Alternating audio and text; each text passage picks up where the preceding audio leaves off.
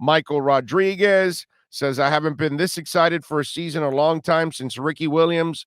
And you know what, Michael? The difference between being excited for Ricky Williams is, in a way, you knew you weren't a Super Bowl champion type team, but you were excited because the player was going to elevate your team, was going to bring entertainment, and sure enough, that's what it was. You're excited when Jimmy Johnson takes over because of the buzz, right? You don't know where it's going at that moment when he took over, but I remember when he took over, it went crazy. Camp was loaded, all that stuff. When Ricky signed, there were people, the stands were full, and there were people all around the fence outside of practice. They had to take down the green shade that covers the fence. So the fans that, the excess amount of fans that came to see Ricky Williams, I'm sure I'm sure some of the people watching, some of the people that are downloading the podcast, one or two of you were one of the guys or women standing outside on the fence that you didn't even get to the stands to watch Ricky Williams. It was impressive, I got to admit. And that's a buzz. We've had the buzz for stuff like that. But I think this is actually more substance. And that's the difference now, that when I get this feeling, I get a feeling that there's a front office. I get a feeling there's a coaching staff. And I'm seeing progress before my eyes, right? 5-10 wins. If you get into the playoffs this year, I mean, really, I don't know how anybody will ever complain again about what these guys are doing, right? Because once you get into the playoffs this year, that's 3 levels of progress, 3 straight years. That's unheard of for Dolphin fans. We're used to this. Usually it's this, and then occasionally a decent year, and then back down again, because you make the playoffs in 16, you make the playoffs in 08. It's like you make it back in, what was it, 01, 02 or something like that, whatever, that Ravens game, right? I mean, it's not like it takes you several years before you come back and make the playoffs. So usually it's all down, and then once in a while, really, to be honest with you, it's like a long pattern of a head and shoulders on a graph when you're keeping up with crypto or stocks, that kind of stuff. That's kind of what it looks like, But this is substance. This is substance. This is the real deal, I think. You got a general manager that I think already found the quarterback and a coach. That in itself is crazy.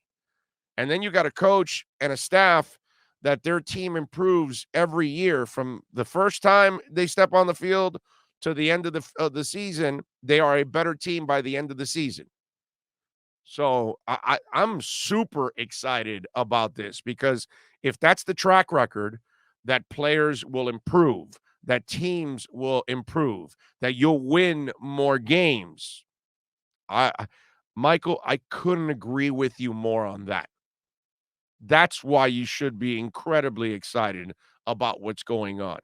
And I think the exclamation point is if you get to the playoffs this year, because the progress, and then imagine you make the playoffs this year. Can you imagine how you're going to feel next year? Right? I mean, it's crazy. And to think about it, would you have felt 2.5 years ago when they started this thing and they tore it all down? It's hard to imagine that you would be thinking even playoffs in the third year. And look where we're at. We're actually thinking like they got a shot at the playoffs, which I truly believe they've got a shot at the playoffs. I even, believe it or not, as crazy as it seems, they got a shot at the division. I know Buffalo is the team to beat. I understand all of that. Played a pretty tight game with them last year. So Buffalo is the better team. I understand all of that. But Miami's got a hell of a coaching staff. And if this team gets better and better as the season goes on, why wouldn't they have an opportunity? And if Buffalo slips up just a little bit and opens up the door for Miami, I think they can take advantage of it. I'm not worried about the Patriots or the Jets. The Bills are the team to take down. They're the best team in the division right now. They're the top dog. They're the king of the hill. Miami's got to figure out a way to knock them down. Now, should Miami win the division? No. The Bills are supposed to win the division. But I'm not going to tell you that Miami has no shot at winning the division. I would never say that. Not when you've got a good coaching staff, not when you've got a front office that can find players, not when it looks like now you've got a quarterback. And if Tua is what I think he is, they're going to be involved in every game. They're going to have a chance to win games. And that's the other thing that will increase the confidence level, because we haven't seen enough of it yet.